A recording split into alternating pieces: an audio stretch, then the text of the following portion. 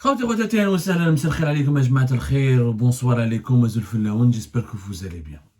Vous avez été très nombreux et nombreux à suivre l'émission de ce matin, de ce début d'après-midi concernant la crise politique qui a été déclenchée par le régime algérien avec Bamako. Où là, on a des problèmes même le Mali. يعني خلاص les problèmes علينا كاع le régime algérien il a créé des problèmes. شوفوا l'incroyable génie du régime algérien actuel. C'est une machine à problèmes. Le régime algérien actuel, c'est une machine à problèmes. Mais que les problèmes avec le Maroc, avec les Émirats, avec l'Espagne, avec certaines factions libyennes, avec certaines puissances, d'autres puissances qui veulent intervenir en Tunisie ou là en Mauritanie, ailleurs, avec Israël, avec certains pays occidentaux qui sont hostiles à notre souveraineté. Zid, le régime algérien a le talent, le génie de créer d'autres problèmes avec nos voisins. Même les Maliens, avec lesquels, historiquement parlant, nous n'avons jamais eu de problème, ou on est en crise.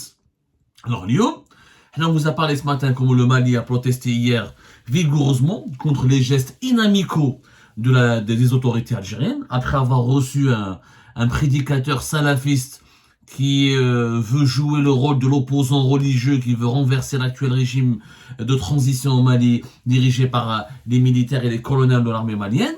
Il s'agit de l'imam Mahmoud Deko, qui a été reçu le 19 décembre à Alger dans des circonstances totalement troublantes. ما فهمناش حنا pourquoi recevoir هذا الامام salafiste. انا صراحه انا شخصيا طون كالجيري ما فهمتش. L'Algérie réagit اليوم cet après-midi, cette fin de journée de ce 21 décembre 2023. Le ministère des Affaires algérien répond à Bamako en convoquant l'ambassadeur malien. Le Mali a convoqué l'ambassadeur algérien. La réponse de l'Algérie, c'est de convoquer l'ambassadeur malien. Je crois que là, nous sommes dans une crise parce que convoquer l'ambassadeur, c'est une action de protestation. Quand on convoque l'ambassadeur, c'est pour demander des explications, faire valoir sa colère, ou là formuler des protestations contre des attitudes, des démarches, des mesures ou des déclarations qui peuvent être jugées inappropriées, inamicaux, ou hostiles aux intérêts, aux intérêts de notre pays, de notre État, ou là qui sont jugés contraires aux intérêts des relations bilatérales et qui peuvent plonger les relations entre les deux pays dans une phase de tension. Donc l'Algérie convoque l'ambassadeur malien. Alors, cette convocation s'explique en relation avec les récents développements de la situation du pays. Alors que cette convocation, elle intervient 24 heures après la convocation de l'ambassadeur algérien à Bamako. Donc, les autorités algériennes n'ont pas eu le courage de dire que, puisque notre ambassadeur a été convoqué, on convoque l'ambassadeur du Mali.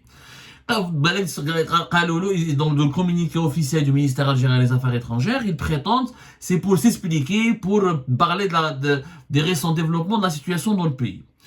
Que dit la diplomatie algérienne? L'Algérie, de manière appuyée historiquement, toutes les contributions d'Algérie à la promotion de la paix, de la sécurité, de la stabilité au Mali ont toujours reposé sur trois principes cardinaux dont on n'a jamais dévié. En premier lieu, l'attachement intransgressible de l'Algérie à l'intégrité territoriale, à la souveraineté, à l'unité nationale du Mali, la profonde conviction que la voie pacifique, à l'exclusion de toute autre, est la seule apte à garantir au Mali la paix, la sécurité et la stabilité de manière irréversible et durable. En troisième lieu, la réconciliation nationale et non par des déchirements fratricides récurrents que le Mali s'engagera dans une œuvre commune portée par tous ses enfants sans discrimination et sans exclusion, lui assurant ultimement sa souveraineté, son unité nationale et son intégrité territoriale. Sauf que là, l'Algérie, les autorités algériennes ne répondent pas du tout aux critiques formulées par les dirigeants maliens. Les dirigeants maliens ont clairement pas aimé que l'imam salafiste qui dirige la coordination de partis politiques qui a appelé au mois d'octobre dernier à organiser des manifestations contre le régime de transition malien, des manifestations pour exiger le changement et pour aboutir à une nouvelle révolution, parce que je vous rappelle, le Mali a connu comme le Hirak en Algérie, c'était entre mai, juin, juillet 2020. Août 2020, l'armée intervient, elle enlève le président, et Ibrahim Keïta, à chaque fois j'oublie son troisième prénom. L'imam Haddad Deko, en tant que figure religieuse, connu pour son proximité avec l'Arabie Saoudite, connu pour prêcher un islam wahhabite. Ce n'est pas avec l'islam traditionnel, populaire, soufi, t'as les confréries de Tombouctou, etc. C'est un islam wahhabite. Imam Dicko, formé en Arabie Saoudite, membre de plusieurs organisations religieuses financées par l'Arabie Saoudite et affilié idéologiquement en Arabie Saoudite.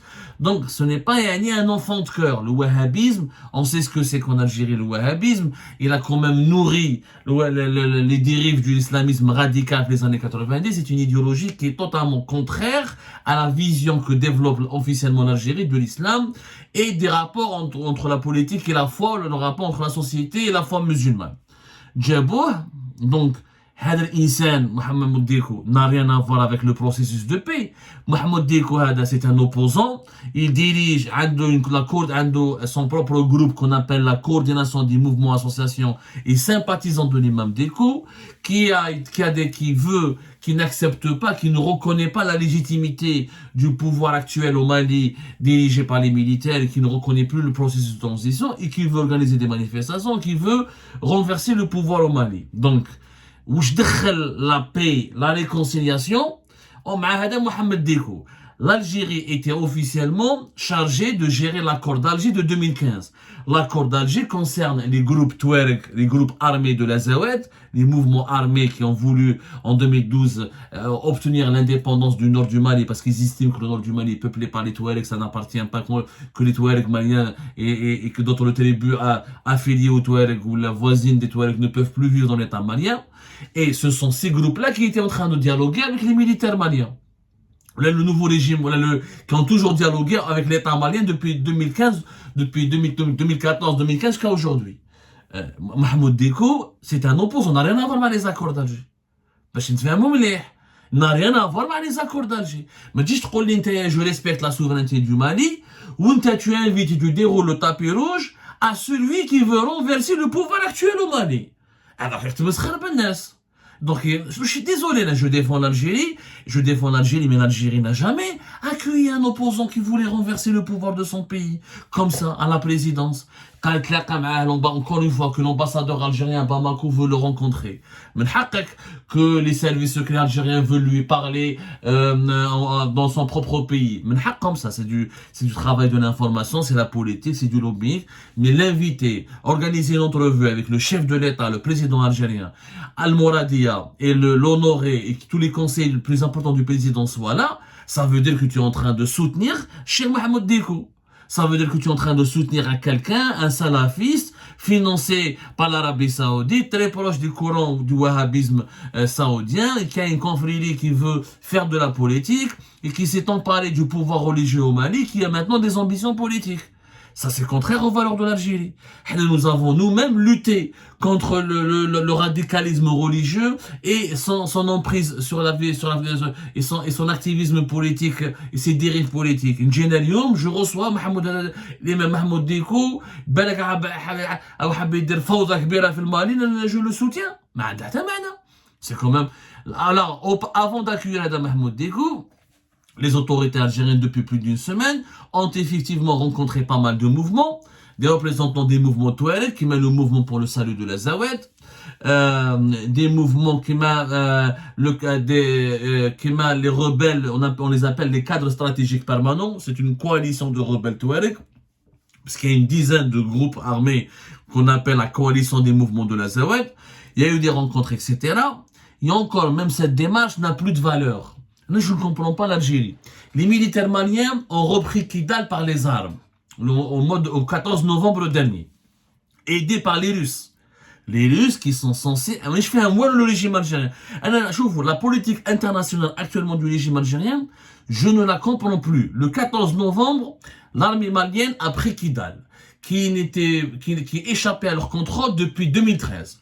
Et dans le cadre de l'accord d'Alger, les Touareg, les groupes armés Touareg devaient intégrer l'armée malienne, mais ils devaient bénéficier de certains pouvoirs locaux pour pouvoir s'impliquer dans la vie politique de leur région. Aujourd'hui, le processus d'Alger, pour moi, il est mort.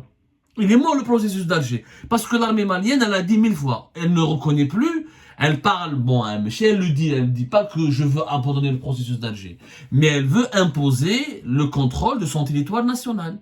Elle veut dialoguer, oui, mais pas avec des groupes qui dominent des villes. Et les militaires maliens ont totalement raison. Que veux-je dans mon pays, dans mon qui est-ce que l'Algérie accepterait que demain Tamanrasset ou la Ouergla soit dominée ou la dirigée par des groupes armés et qui n'obéissent pas à l'État? Je connais mais les militaires maliens ont été aidés par les Russes pour reconquérir leur territoire. Donc ils ne veulent plus de ces groupes armés, comme ils ne veulent plus de leur présence à la tête de certaines villes ou de certains territoires. Dans ce cadre-là, et l'Algérie a été mise à l'écart dans le processus, dans cette offensive militaire qui a surpris apparemment les Algériens et qui a été appuyée, financée et encadrée par les paramilitaires russes du Wagner qui sont liés au Kremlin. Donc déjà, au Mali, la Russie et l'Algérie ne sont plus en accord. Ils sont dans deux camps totalement adverses. L'Algérie ne soutient plus les autorités de transition. Les autorités de transition qui sont les militaires, qui sont les colonels maliens. Alors que la Russie, elle est corps et âme, elle soutient corps et âme le régime de transition de Bamako, qui ne veut plus dialoguer ou accepter que des portions de son territoire soient dominées par des groupes armés. Là, il y a une opposition directe entre les intérêts algériens et les intérêts russes. Je ne comprends pas. La Russie soutient le maréchal Haftar, l'Algérie ne le soutient pas. Niger la junte au Niger, elle est très pro-russe, mais le Niger a rejeté début d'octobre 2023, la médiation algérienne. L'Algérie est en train de se faire éjecter dans les pays du Sahel, comme la France s'est fait éjecter par la Russie. Aujourd'hui, le maître, celui qui décide, c'est la Russie. C'est la Russie qui forme les militaires du Mali, c'est elle qui est en train d'intervenir au Niger et au Burkina Faso, c'est elle qui aide l'armée malienne à reprendre Kidal, c'est une victoire historique.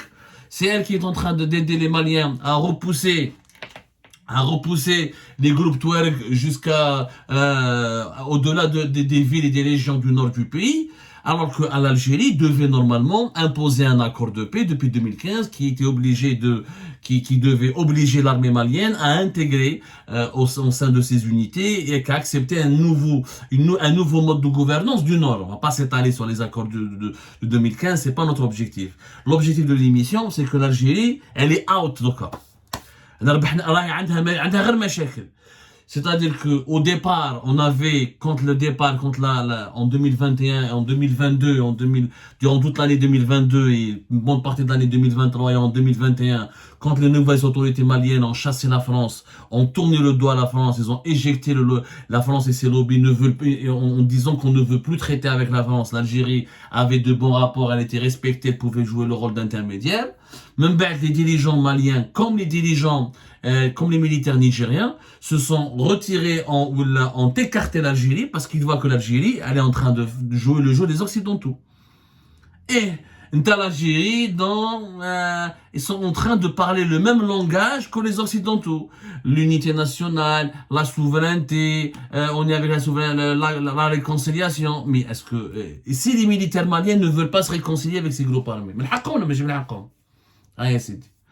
est-ce qu'on peut donner le droit aux Maliens de dire on ne veut pas se réconcilier avec ces mouvements, on n'accepte pas la présence de groupes armés sur notre territoire, comme l'Algérie n'accepte pas sur son territoire la présence de groupes armés? Donc pourquoi le Mali devrait accepter? Aujourd'hui, l'armée malienne se sent forte parce qu'il y a la Russie qui la soutient. Et c'est la Russie qui lui donne des armes. Et c'est les instructeurs militaires russes qui sont en train de la former. Elle se sent forte et elle ne veut plus dialoguer avec ces mouvements. Elle veut reconquérir son territoire et éliminer ses groupes armés. C'est ça la nouvelle logique du régime malien. Donc si l'Algérie était respectueuse de la souveraineté du Mali, elle devrait dire, voilà, l'accord d'Alger, il est mort. On va voir avec les militaires maliens comment on peut les aider, comment gérer les frontières communes, comment ne pas toucher aux populations locales, parce qu'il y a des populations touareg qui vivent entre les deux rives, comment protéger les civils contre les factions armées, etc. Or, c'est pas ce que l'Algérie est en train de faire. C'est pas du tout. L'Algérie est j'ai l'impression que l'Algérie est devenue le sous-traitant de la France au Mali. L'Algérie est devenue le sous-traitant de la France. Voilà, elle accueille plusieurs, elle veut parler encore avec les factions armées dont la légitimité n'est plus reconnue par le gouvernement malien, le nouveau gouvernement malien. Le gouvernement malien, son communiqué d'hier, il pense qu'il y a une interférence entre les mouvements terroristes et certains mouvements armés du Nord. Libre à lui de penser ce qu'ils veulent, les Maliens, ils sont dans leur propre pays quand même. Comme nous, on est libre de penser ce qu'on veut, on est dans notre propre pays. Mais quoi qu'il arrive, pourquoi ramener Mahmoud Dicko à Alger? وش دخل الإمام هذا سلفيست؟ Les accords d'Alger هذاك خطير. هذا محمود ديكو يلعبها. Il utilise la religion depuis 2018-2019. Quand l'allié de l'ancien président Ebeka, Ibrahim Boubacar Keïta, je crois il s'appelle, il est arrivé en 2020. Et aujourd'hui, il utilise la religion depuis de longues années pour imposer un mouvement religieux et pour créer clairement, il le dit, hein, ses partisans le disent, nous voulons une république islamique à Bamako. Est-ce que c'est les intérêts de l'Algérie d'avoir une république islamique à Bamako? هذه راهي غلطة كبيرة وتبون راهو يسمعنا بليش كانوا راهم يغلطوا فيك يا تبون في لو مالي راهم يغلطوا فيك c'est une erreur stratégique et là nous sommes en train d'avoir une crise avec le Mali. C'est une véritable crise entre Alger et le Mali et c'est inquiétant parce que si nous n'avons plus aucune bonne relation avec aucun de nos voisins pratiquement. بقات لنا غير لا تونيزي نتفاهموا معاهم لا موريتاني ما نبناش c'est très superficiel. Les Mauritaniens ils sont intelligents, des fois ils sont avec le Maroc, des fois ils sont avec l'Algérie, ils prennent leurs intérêts. C'est très inquiétant ya jma'a. D'autant plus que je vois qu'il y a un rôle russe, nouveau rôle russe. La Russie et l'Algérie ne sont plus en harmonie au Sahel. Ne sont plus en harmonie.